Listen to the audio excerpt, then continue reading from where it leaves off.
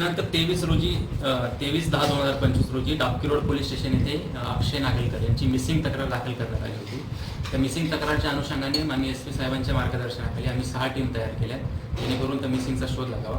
आणि त्याच्यामध्ये काही लास्ट सीन पर्सन्स जे होते त्यांच्याकडे आम्ही इन्व्हेस्टिगेशन केलं, त्यांचं इंटरोगेशन केलं. त्यांच्या माहितीमधून आम्हाला ही लिंक पुढे लागत गेली आणि त्यातून असं निष्पन्न झालं की अक्षय नागलकर यांची MS30 या हॉटेलमध्ये हत्या करण्यात आली.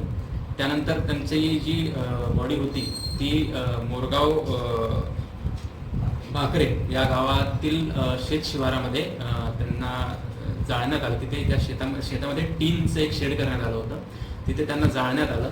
जाळल्यानंतर तिथे पुरावा उरू नये म्हणून जे उरलेलं राख वगैरे होती ती तिथून आरोपींनी डिस्पोज केली आणि त्या शेडला, टीनच्या शेडला आतमधून धुवून त्याला कलरिंग केलेली आहे जेणेकरून कुठलाही पुरावा त्या ठिकाणी दिसू नये.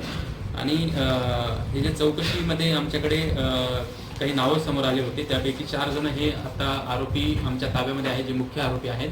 आणि इतर 4 जणांचा शोध आमचे पोलीस पथक त्या ठिकाणी घेत आहे. यामध्ये 3 दिवसापासून पोलिसांनी देखील अतिशय मेहनत घेतलेली आहे.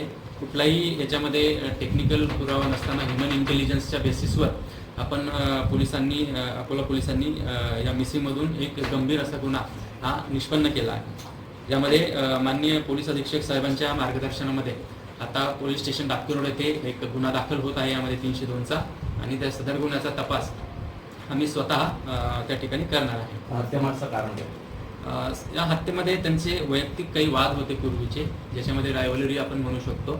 आणि थोडेसे त्यांच्यामधले मिसअंडरस्टँडिंग, गैरसमज आणि त्यातून तयार झालेले ते आपसी वाद, यातून ते सदरची हत्या झालेली आहे.